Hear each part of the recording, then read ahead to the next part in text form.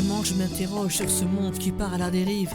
Je regarde ma famille de sang et au fond de moi je ressens comme un vide. Leur silence est pesant, ils sont absents, savent plus de choses sur leur animal de compagnie que sur ma propre vie. Et puis je regarde ma famille spirituelle et je vois que beaucoup se brûlent les ailes. On fait encore l'erreur de regarder à l'apparence, mais Dieu sonde les cœurs et il voit la rancœur, les propos blessants, les non-dits, le péché qu'on tolère et les compromis. Je regarde encore les autres personnes dans la rue, dans le tram, à la caisse d'un magasin, et je vois en eux la misère, la folie, la peur et la mort qui préparent leur lit. Ils n'ont plus de respect même envers eux-mêmes. Comme anesthésiés, leur visage est un masque blême et sans éclat. Ils sont sans Dieu, leur direction, c'est la géhenne. Au milieu de tout ça, je me sens parfois si seul. Pourtant, j'ai en moi le souffle de vie.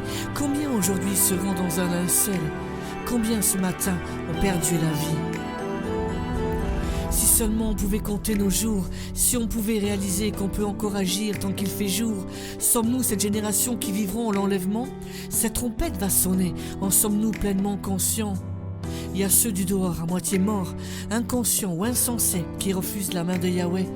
Il y a ceux du dedans, endormis, pas prêts, ou se croient tout permis, sauf prêts à pardonner. Seigneur, par où commencer? Quelle est ta volonté? Quelle est ta volonté? Devant le trône, la tête baissée, les genoux pliés, les larmes coulent le long de mes joues. Seigneur, donne-moi la force de continuer et accorde-moi la grâce de rester debout. Devant le trône, la tête baissée, les genoux pliés, les larmes coulent le long de mes joues. Seigneur, donne-moi la force de continuer et accorde-moi la grâce de rester debout. Des signes dans le ciel se sont manifestés, beaucoup de prophéties se sont accomplies. Dieu a parlé une fois, deux fois, plusieurs fois, mais nous n'écoutons pas le Créateur de nos vies, non?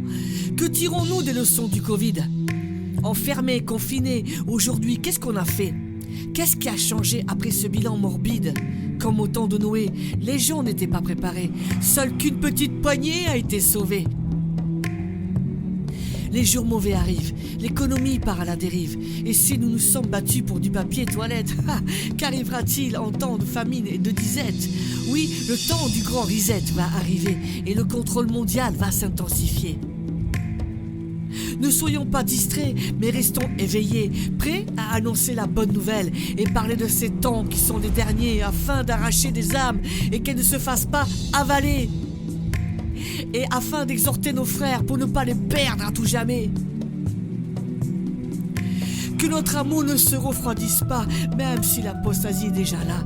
La séduction est forte et beaucoup sont déjà tombés. Laissons le Seigneur nous sanctifier, nous transformer.